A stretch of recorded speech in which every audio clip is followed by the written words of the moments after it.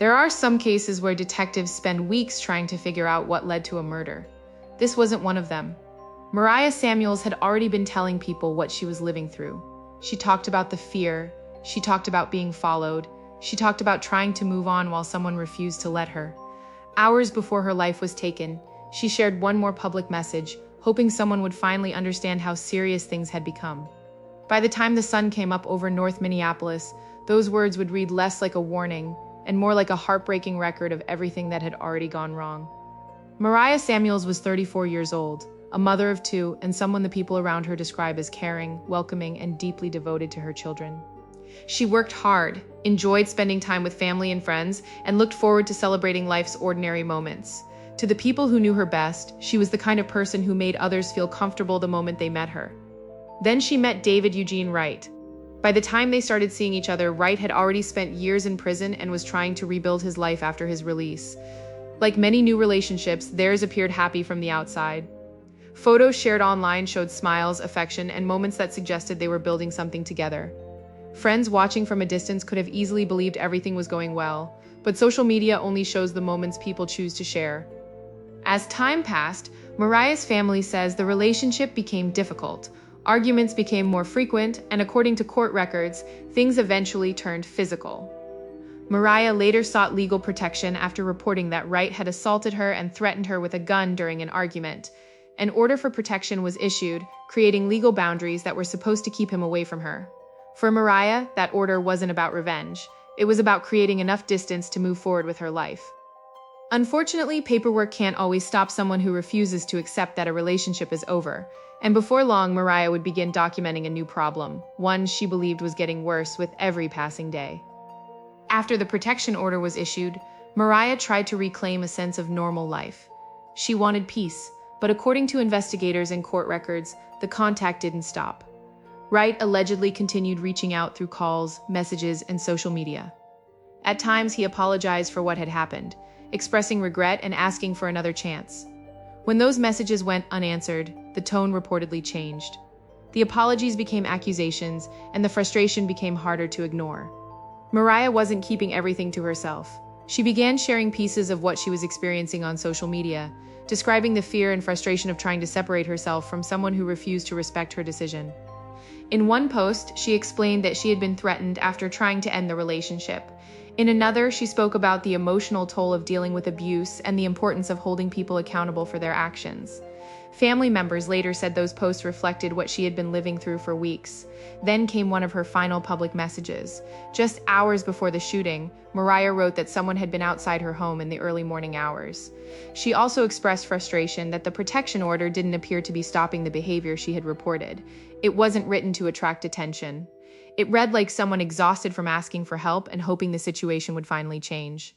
Not long after that message was posted, Mariah stepped outside her North Minneapolis home. According to prosecutors, Wright was waiting nearby. What happened over the next few moments would end a young mother's life, leave two children without their mom, and become another heartbreaking reminder that some victims warn the world long before violence reaches its worst point. Investigators say Wright confronted Mariah outside her home before opening fire. Prosecutors allege she was struck multiple times as she tried to escape near her vehicle. Neighbors were shaken by the gunfire, and emergency responders rushed to the scene, but Mariah could not be saved. She was 34 years old.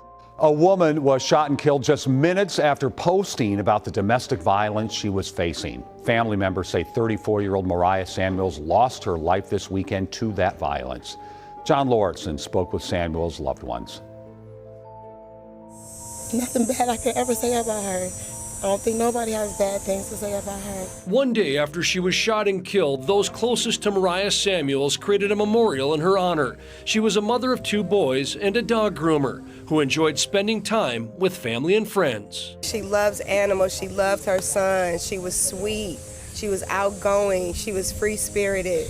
We loved each other. She's my everything. Just before 8 o'clock Sunday morning, Minneapolis police found her shot here in North Minneapolis, just feet from her own front door. Samuel's family members believe her ex-boyfriend is responsible for her death. They say she had a restraining order out against him. We both making police reports, calling the police for the last 2 weeks. Less than an hour before she was killed, Samuels wrote on her Facebook page that her ex-boyfriend had threatened her family, damaged her car, and she posted a video that she says shows him hitting her several times. Samuels' family says she had dated the man for a few months before she broke up with him. He stalked and he searched and he looked and he's been around the block watching, and he got her. Now, family members are planning Mariah Samuels' funeral just weeks after her 34th birthday. To the world, take domestic violence seriously.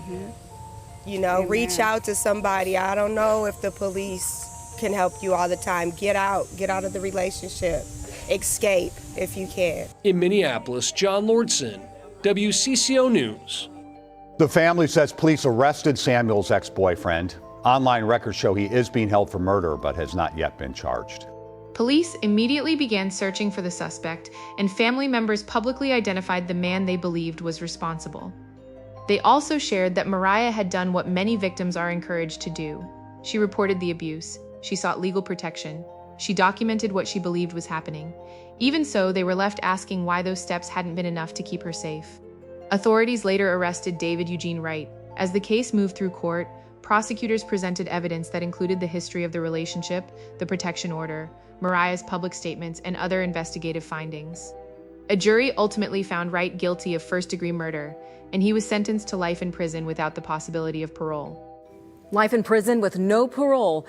That's what a judge handed down in the last 2 hours to a man convicted in the killing of Mariah Samuels. Richard Reeve is live from the Hennepin County Government Center with the emotional moments in court. The family has been waiting for this, Rich. Yeah, very emotional time in court. It was a packed courtroom. The judge telling Wright what he did was senseless and cruel, and there were impassioned victims' impact statements before that sentencing. Our baby was being gunned down by a coward that hadn't even been in her life for 1 year. Emotional testimony in court and many tears. Family members of Mariah Samuels outraged about her death and demanding justice.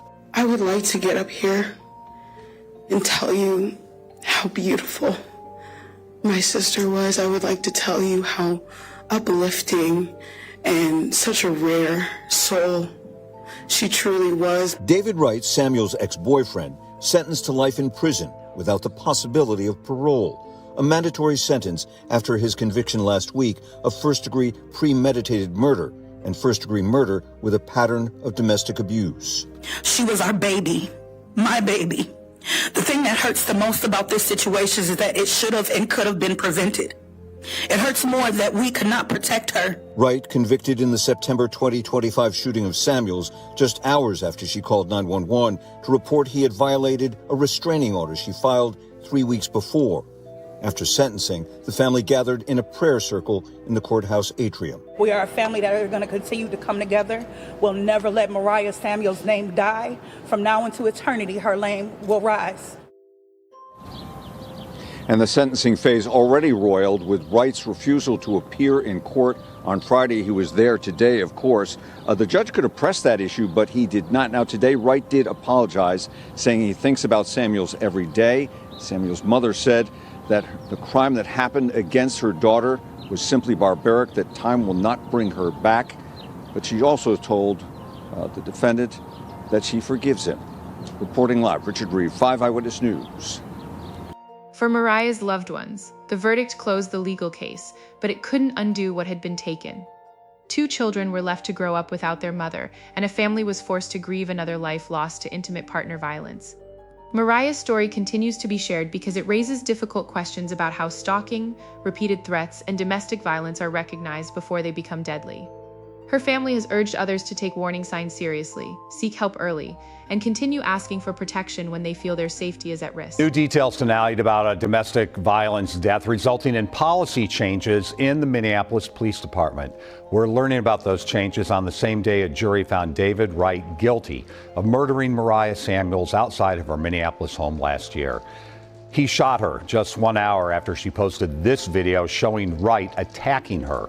Today, family and prosecutors said police should have done more to protect her. Ashley Grams explains how Minneapolis police hope cries for help won't be ignored in the future.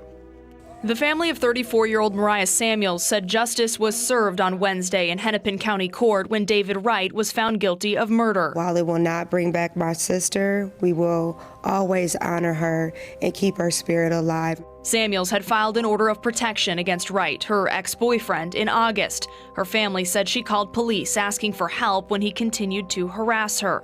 Then Wright shot and killed Samuels in September. He admitted that during the trial. Just in disbelief that someone could get up on the stand, say that they shot through the window, went around the other side, shot her while she was still screaming, and let her fall to the ground. I was baffled that he could be so smug the entire trial. So knowing that he was convicted guilty on every charge, he got exactly what he deserved. Last fall, activists joined the family of Samuels and the family of Allison Lucier, a woman whose death last year remains unsolved. Her cries for safety were ignored. Both families believing police could have done more to keep them safe from abusive partners. At the time, Minneapolis Police Chief Brian O'Hara ordered a thorough review of the case, and on Wednesday, he said MPD is working to ensure faster response times to domestic abuse calls. The department also confirming officers were retrained on domestic violence response. Because things clearly went wrong here with the Minneapolis Police Department. The Hennepin County attorney saying the system failed in this case. We and other leaders must hold ourselves and our offices accountable for continuously improving our policies and practices in responding to domestic violence. Wright is scheduled for sentencing this Friday morning. Prosecutors say he's facing a mandatory minimum life sentence. Frank? All right, Ashley, thank you. Thank you for watching Fable of Crime. If this story meant something to you, consider subscribing for more carefully researched true crime documentaries that honor victims through verified reporting. Share your thoughts respectfully in the comments, and as always, thank you for being here.